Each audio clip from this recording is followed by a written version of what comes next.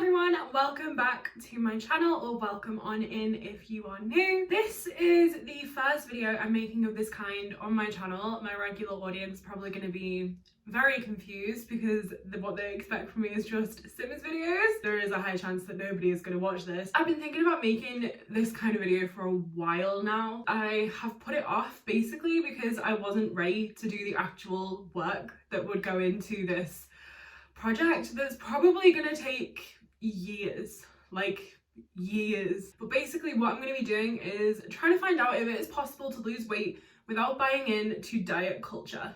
First of all, let's talk about what diet culture is and why I want to avoid it like the plague in the first place. Diet culture is essentially the belief that is predominantly held by society that is essentially that a slimmer body is a better or more acceptable or more worthy person. There is a whole industry that profits on you hating the way that your body looks. And there's a vicious cycle involved wherein the media pumps out content that makes you hate yourself even more or makes you question the way that you look. A classic example would be, are you beach body ready?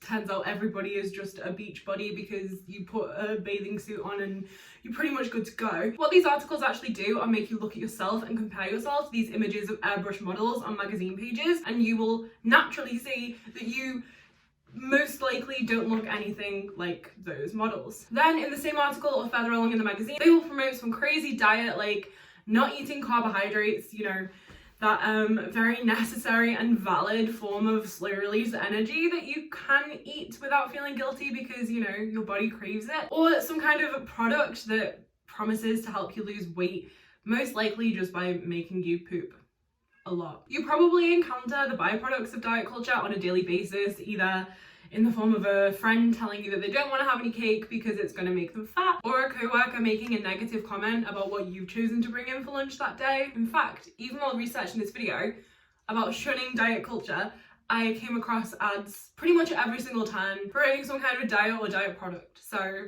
just goes to show that it's everywhere, even though they were probably just there because I was searching the keywords of like diet culture and stuff, so it's probably coming up for a reason. But it's just crazy that even those products are being advertised on content that is trying to shun those products. But the more and more content that we put out there about actually caring about your body in a way that isn't to do with self-hatred, the better. One of the most frustrating things as a fat person that I find is when a slim person openly says, oh, I really hate myself, I'm so fat, I need to lose weight.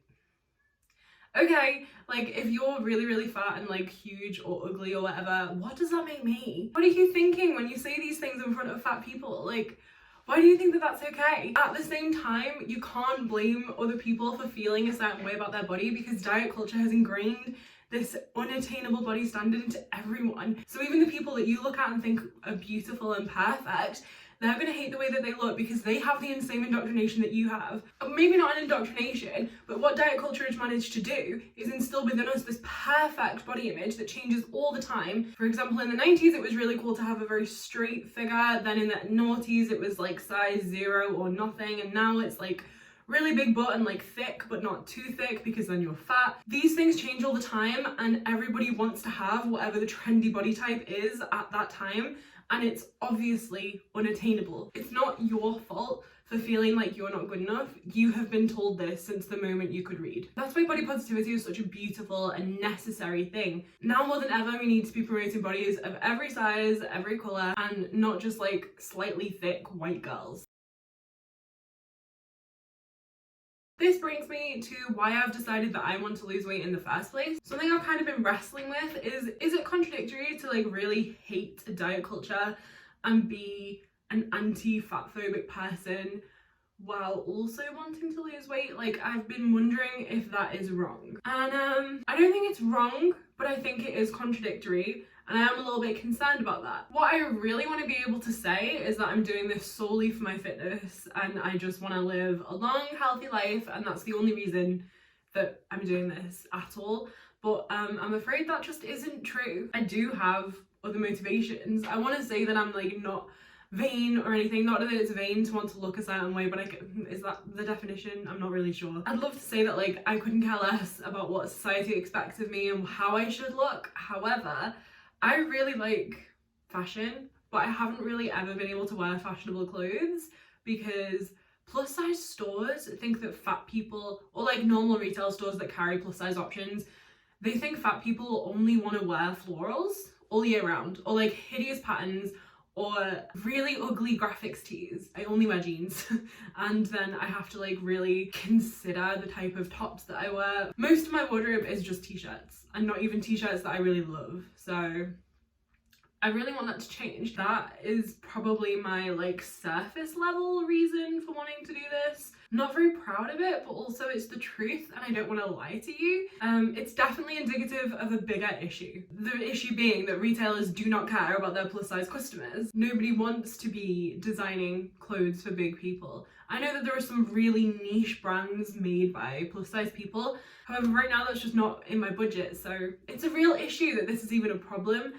However, it's not something I feel like I can tackle single-handedly. We might have to work on that together. But why should I have to dress differently to other people my age? Like, I'm only 25, and sometimes I feel like I look much older than I am just because of the way that I'm forced to dress because of what's available to me. It's really alienating. The thing is, if that was the only reason, surely I would have done it by now. It's taken something bigger. I'm concerned about my health. From a purely scientific stance, being fat does not equal being unhealthy. There are plus size athletes, it's a thing. If you would like me to make a video about this, I can, just leave it in the comments. But the problem for me is that I am also really unfit, and that is unhealthy. I have other illnesses that may contribute to some of my symptoms. For example, asthma may account for the reason that I get short of breath when exercising. However, it is way more likely that it's because I'm overweight. Also, my anemia could be the culprit for my heart palpitations. After all, that was the symptom that led to my diagnosis.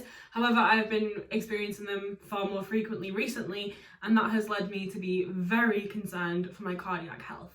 It's a medical truth that obese people are more likely to experience atrial fibrillation and heart disease. So yeah, I think it's fair that I'm concerned about my heart and that I want to do something about it now, and I don't think that that's fatphobic. I think I can pretty much safely guarantee that as a result of trying to improve my cardiac health, I am going to lose some weight. And I don't think that that is fatphobic. I need to do something about this now because I just turned 25 and I can't just rely on youth to keep me healthy anymore. I have to take care of myself. And I'm not saying that fat people don't take care of themselves, I'm saying that I don't. How am I going to do this while shunning the diet industry? Well, I'm going to move more, eat when I'm hungry, and stop when I'm full. Now, I think that this is actually intuitive eating, but I haven't done any research into that, and I don't want it to be any more complicated than it needs to be. I'm also really going to consider how much high sugar and high fat foods that I consume, not because they are bad, just because they are very calorie dense and my body doesn't need as much of that as it craves. However, if I want some cake, I'm gonna damn well have some cake. This might sound ridiculous, like if it is that simple, why have you not done it before? Well, your brain has a reward system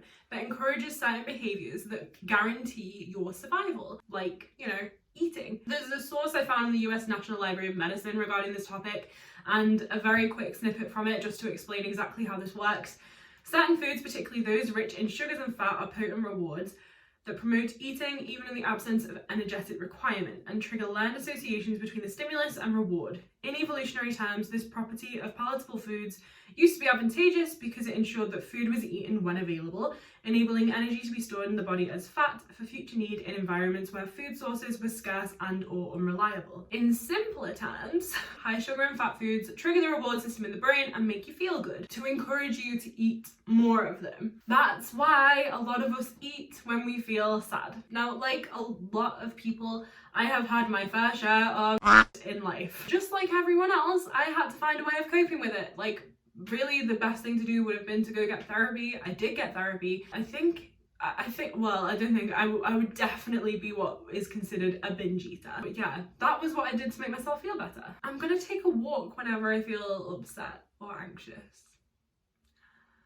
I'm skeptical as to whether or not that's gonna work. I'm also gonna dabble in meditation a little bit. Not that I think that it will directly assist my weight loss, but because a lot of my friends swear by it for emotional management, and I think that that will be really key in helping me keep myself level throughout this process, because I'm expecting a bit of a dip early on, and it's going to be hard to manage that without this emotional crutch that I've been relying on for like 7 years maybe.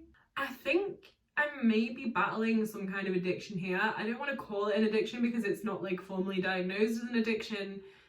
However, I am reliant on it emotionally, so I think that kind of might be what one is, but I don't know because I'm not a doctor, which is something we should talk about, by the way. I'm not a medical professional. However, I will only be using scientific sources for any research that I do for these videos, and I will always cite them for you, so you can go and see where I get my information from and know that it is credible. Anything to do with weight loss on the internet, you have to be super careful with it because there is so much misinformation out there, and that is the last thing that I want to do, is continue to spread more of it. You deserve to know where the information that you consume comes from, especially if it's going to in any way inform how you treat your own body. That's what I'm going to be up to. I'm going to post weekly updates as well as occasional videos talking about various diet culture things. I'm definitely going to be making a video about the language that we use when we talk about weight loss and food. I think that is part of the way that diet culture really seeps into our day-to-day in like every conversation that we have. I think that's something that we need to address early on into this whole experiment.